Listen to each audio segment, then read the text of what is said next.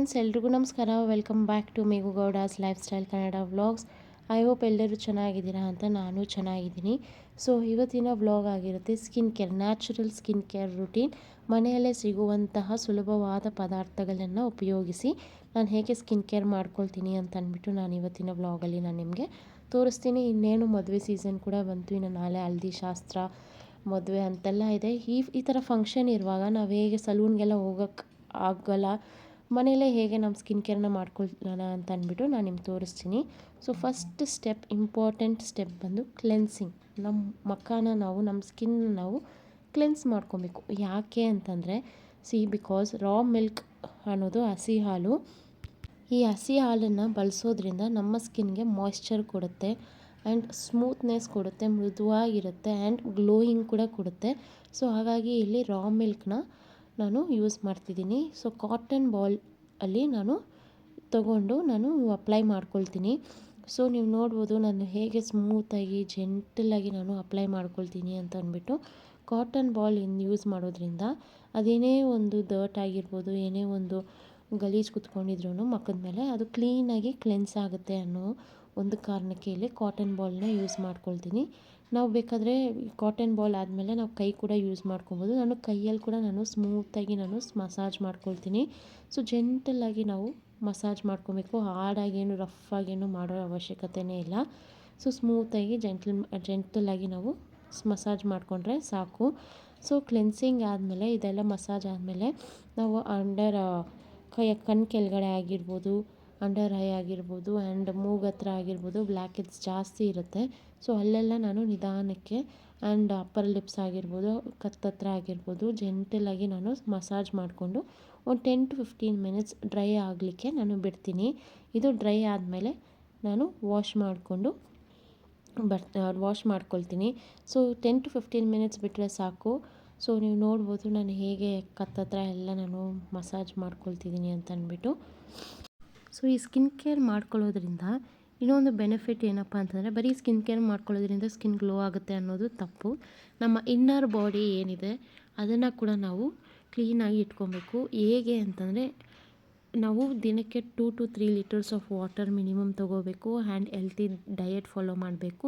So ಇದರಿಂದಲೂ ನಮ್ಮ skin ಕೇರ್ಗೆ ನಾವು ಕೊಡುವಂಥ ಒಂದು ಇಂಪಾರ್ಟೆಂಟ್ ಬೆನಿಫಿಟ್ ಆಗುತ್ತೆ. ಸೊ ನಾವು ಹೇಗೆ ನಾವು ಬಾಡಿನ ನಾವು ಮೇಂಟೈನ್ ಮಾಡ್ತೀವಿ, ಹೇಗೆ ನಮ್ಮ ಇನ್ನರ್ ಸೆಲ್ಸ್ನ ನಾವು ಕ್ಲೀನಾಗಿ ಇಟ್ಕೊಳ್ತೀವಿ ಅನ್ನೋದು ಕೂಡ ತುಂಬ ಇಂಪಾರ್ಟೆಂಟ್. ಸೊ ಇದಕ್ಕೆ ನಾವು ಹೆಲ್ತಿ ಡಯಟ್ ಫಾಲೋ ಮಾಡೋದ್ರಿಂದನೂ ನಮ್ಮ ಸ್ಕಿನ್ ಕೇರ್ ನ್ಯಾಚುರಲಾಗಿ ಗ್ಲೋ ಆಗುತ್ತೆ. ವಾಟರ್ ಇಂಟೇಕ್ ಜಾಸ್ತಿ ಇರಬೇಕು ಆ್ಯಂಡ್ ಫೈಬರ್ ಕಂಟೆಂಟ್ ಆಗಿರ್ಬೋದು, ಪ್ರೋಟೀನ್ ಆಗಿರ್ಬೋದು, ಇದೆಲ್ಲ ನೇರವಾಗಿ ನಮ್ಮ ದೇಹಕ್ಕೆ ಸಿಕ್ಕಾಗ ನಮ್ಮ ಚರ್ಮದ ಕಾಂತಿ ಕೂಡ ಹೆಚ್ಚಾಗುತ್ತೆ ಆ್ಯಂಡ್ ಸ್ಕಿನ್ನ ನ್ಯಾಚುರಲಾಗಿ ಹೆಲ್ತಿ ವೇ ಆಗಿ ಕೂಡ ನಾವು ಗ್ಲೋಯಿಂಗಾಗಿ ನಾವು ಇಟ್ಕೋಬೋದು. ಸಲೂನ್ಗೆ ಹೋಗೋ ಅವಶ್ಯಕತೆಯೇ ಇಲ್ಲ. ಮನೆಯಲ್ಲೇ ಕೂತ್ಕೊಂಡು ನಾವು ಸ್ಕಿನ್ನ ಗ್ಲೋಯಿಂಗಾಗಿ ಹೆಲ್ತಿಯಾಗಿ ನಾವು ಇಟ್ಕೋಬೋದು. 10 to 15 ಮಿನಿಟ್ಸ್ ಆದಮೇಲೆ ಸ್ವಲ್ಪ ಚೆನ್ನಾಗಿ ಡ್ರೈ ಆದಮೇಲೆ, ಒಣಗಿದ ಮೇಲೆ ನಾನಿಲ್ಲಿ ಕೋಲ್ಡ್ ವಾಟರ್ ಯೂಸ್ ಮಾಡಿಕೊಂಡು ನನ್ನ ಫೇಸ್ನ ನಾನು ವಾಶ್ ಮಾಡ್ಕೊಳ್ತೀನಿ. 10 to 15 ಮಿನಿಟ್ಸ್ ಆದಮೇಲೆ ನಾನು ಫೇಸ್ ವಾಶ್ ಮಾಡ್ಕೊಂಡು ಬಂದಮೇಲೆ ನೀವು ನೋಡ್ಬೋದು. ಸೊ ನಾನಿಲ್ಲಿ ಟವಲಲ್ಲಿ ಸ್ಲೋ ಆಗಿ ನಾನು ಟ್ಯಾಪ್ ಮಾಡ್ಕೊಳ್ತೀನಿ ಆ್ಯಂಡ್ ನೀವು ನೋಡ್ಬೋದು ಎಷ್ಟು ಗ್ಲೋ ಆಗಿ ಕಾಣಿಸುತ್ತೆ ಅಂತ ಅಂದ್ಬಿಟ್ಟು.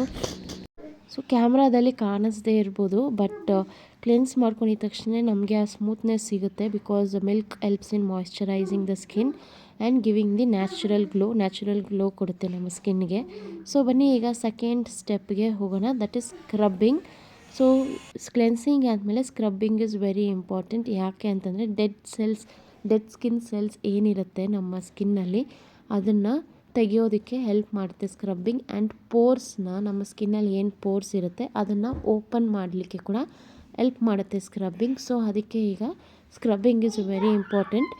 ಸೊ ಇಲ್ಲಿ ನಾನು ಸ್ಕ್ರಬ್ಬಿಂಗ್ಗೋಸ್ಕರ ಸಕ್ಕರೆ 1 ಟೇಬಲ್ ಸ್ಪೂನ್ ಮತ್ತು ಕಾಫಿ ಪೌಡರ್ ಮತ್ತು ಇಲ್ಲಿ ಟೊಮ್ಯಾಟೊನ ಯೂಸ್ ಮಾಡ್ತಿದ್ದೀನಿ. ಆ್ಯಂಡ್ ಇಲ್ಲಿ ಕೋಲ್ಡ್ ವಾಟರ್ ಯೂಸ್ ಮಾಡ್ಬೋದು, ಇಲ್ಲಾಂದರೆ ಆಲ್ಮಂಡ್ ಆಯಿಲ್ ಕೂಡ ಯೂಸ್ ಮಾಡ್ಬೋದು. ನನ್ನ ಹತ್ರ ಆಲ್ಮಂಡ್ ಆಯಿಲ್ ಇರಲಿಲ್ಲ, ಸೊ ಅದಕ್ಕೆ ನಾನಿಲ್ಲಿ ವಾಟರ್ನ ಯೂಸ್ ಮಾಡ್ತಿದ್ದೀನಿ. ಫಸ್ಟಿಗೆ ನಾನು ಸ್ಲೈಸ್ ಆಫ್ ಟೊಮ್ಯಾಟೊನ ತಗೊಂಡು ನನ್ನ ಫೇಸ್ಗೆ ನಾನು ಜೆಂಟಲಾಗಿ ನಾನು ಅಪ್ಲೈ ಮಾಡ್ಕೊಳ್ತೀನಿ. ಇದಾದ ನಂತರ ನನ್ನ ಕೈನ ಉಪಯೋಗಿಸಿ ನಾನು ಅಪ್ಲೈ ಮಾಡಿಕೊಂಡು ಜೆಂಟಲಾಗಿ ನಾನು ಮಸಾಜ್ನ ಕೊಡ್ತೀನಿ. ರಫಾಗೇನು ಮಸಾಜ್ ಕೊಡೋ ಅವಶ್ಯಕತೆ ಇಲ್ಲ. ಸೊ ಲೈಟಾಗಿ ಜೆಂಟಲಾಗಿ ನಾವು ಸಕ್ಕರೆ ಆಗಿರ್ಬೋದು, ಕಾಫಿ ಪೌಡರ್ ಏನು ನಾವು ಮಾಡ್ಕೊಂಡಿದ್ದೀವಿ ಸ್ಕ್ರಬ್ಬಿಂಗ್ಗೆ, ಸೊ ಈ ಥರ ನಾವು ಸ್ಕ್ರಬ್ಬಿಂಗ್ ಮಾಡ್ಕೊಳ್ಳೋದ್ರಿಂದ ನಾನು ಹಾಗೆ ಹೇಳ್ದಾಗ್ಲೇ ಡೆಡ್ ಸೆಲ್ ಸ್ಕಿನ್ಸ್ ಆಗಿರ್ಬೋದು ಆ್ಯಂಡ್ ಪೋರ್ಸ್ ಕೂಡ ಓಪನ್ ಆಗುತ್ತೆ. ಪೋರ್ಸ್ ಓಪನ್ ಆಗೋದ್ರಿಂದ ಈ ಸ್ಕ್ರಬ್ಬಿಂಗ್ ಮಾಡೋದ್ರಿಂದ ಸೊ ಏನು ಒಳಗಡೆ ಚರ್ಮದಲ್ಲಿ ಏನೆಲ್ಲ ಕೆಟ್ಟ ಸೆಲ್ಸ್ ಇರುತ್ತೆ ಅದೆಲ್ಲ ಎಕ್ಸ್ಪ್ಲಾಯ್ಟ್ ಆಗುತ್ತೆ, ಅಂದರೆ ಆಚೆ ಬರುತ್ತೆ ಅನ್ನೋ ಒಂದೇ ಕಾರಣಕ್ಕೆ ಸ್ಕ್ರಬ್ಬಿಂಗ್ ಮಾಡ್ಕೊಳ್ಬೇಕು. ಸೊ ಇದು ಸೆಕೆಂಡ್ ಸ್ಟೆಪ್ ಆಗಿರುತ್ತೆ. ಸೊ ಇಲ್ಲಿ ನಾನು ಕೈಯಲ್ಲೇ ನಾನು ಸ್ಕ್ರಬ್ಬಿಂಗ್ ಮಾಡ್ಕೊಳ್ತೀನಿ. ಆ್ಯಂಡ್ ಲಾಸ್ಟಲ್ಲಿ ಎಲ್ಲ ಡ್ರೈ ಆಯಿತು ಅನ್ನೋವಾಗ ಟೊಮ್ಯಾಟೊ ಸ್ಲೈಸ್ ಏನು ನಾನು ಫಸ್ಟು ತೊಗೊಂಡಿದ್ನಲ್ಲ, ಸೊ ಅದನ್ನು ಉಪಯೋಗಿಸ್ಕೊಂಡು ನಾನು ಮತ್ತೆ ನನ್ನ ಫೇಸ್ನ ಟೊಮ್ಯಾಟೊಯಿಂದ ನಾನು ಸ್ಕ್ರಬ್ ಮಾಡ್ಕೊಳ್ತೀನಿ, ಮಸಾಜ್ ಮಾಡ್ಕೊಳ್ತೀನಿ. ಸೊ ಅದಾದಮೇಲೆ ಟೊಮ್ಯಾಟೊದಲ್ಲಿ ಮಸಾಜ್ ಮಾಡಿದಾದಮೇಲೆ 10 to 15 ಮಿನಿಟ್ಸ್ ಮಿನಿಮಮ್ ಅಂದರೂ 10 to 15 ಮಿನಿಟ್ಸ್ ಬಿಟ್ಟು ನಾನು ಮತ್ತೆ ನನ್ನ ಫೇಸ್ನ ವಾಶ್ ಮಾಡ್ಕೊಳ್ತೀನಿ.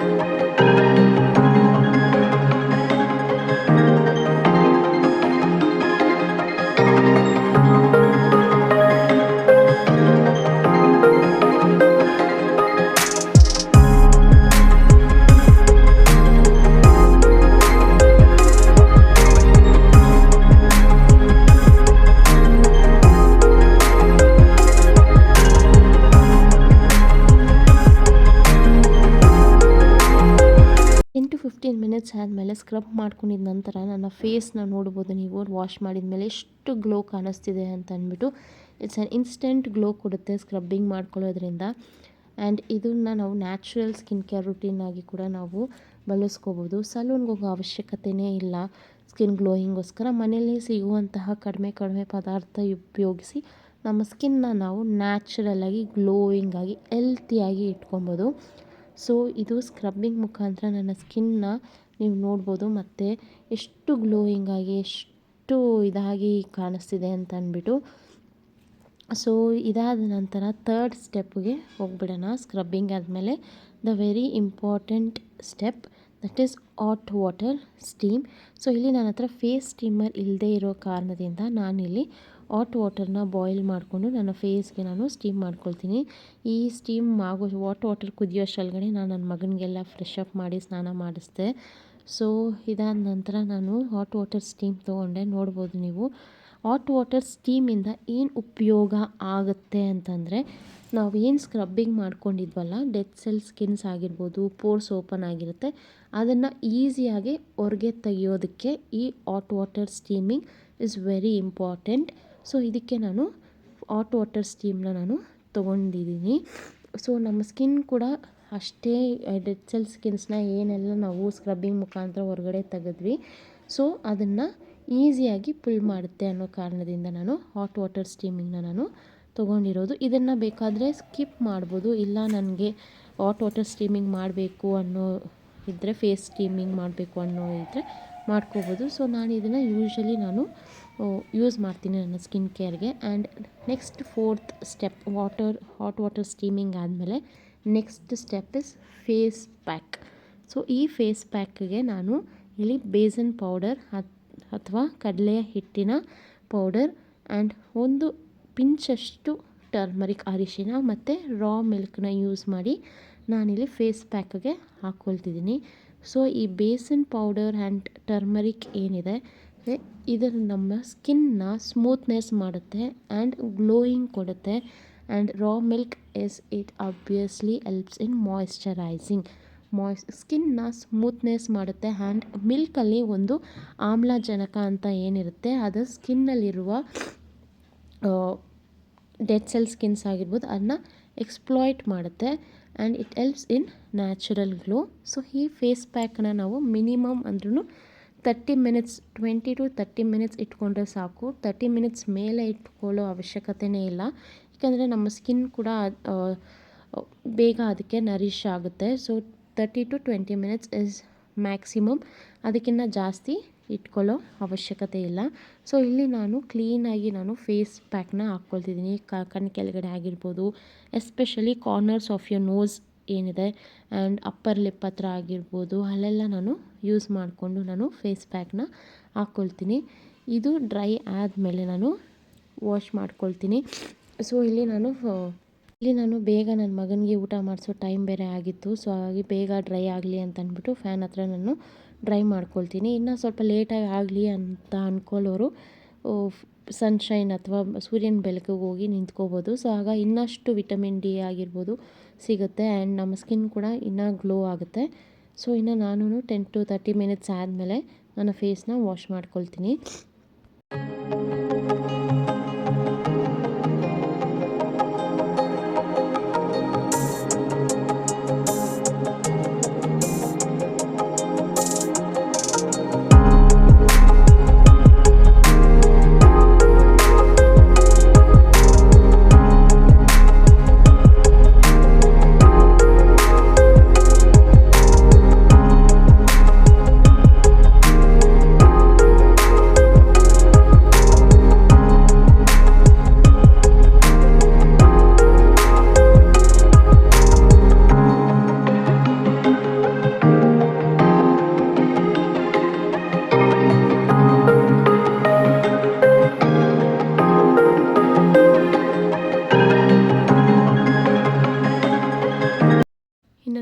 ಫ್ರೆಶನ್ ಅಪ್ ಆದೆ. ಫ್ರೆಶನ್ ಅಪ್ ಆದಮೇಲೆ ನೀವು ನೋಡ್ಬೋದು ನನ್ನ ಸ್ಕಿನ್ ಎಷ್ಟು ನ್ಯಾಚುರಲ್ ಆಗಿ ಗ್ಲೋಯಿಂಗ್ ಆಗಿ ಕಾಣಿಸ್ತಿದೆ ಅಂತ ಅಂದ್ಬಿಟ್ಟು. ಈ ಥರ ಸ್ಕಿನ್ ಕೇರ್ ಮಾಡೋದ್ರಿಂದ ನಮಗೆ ಸಲೂನ್ಗೆ ಹೋಗೋ ಅವಶ್ಯಕತೆಯೇ ಇರೋದಿಲ್ಲ.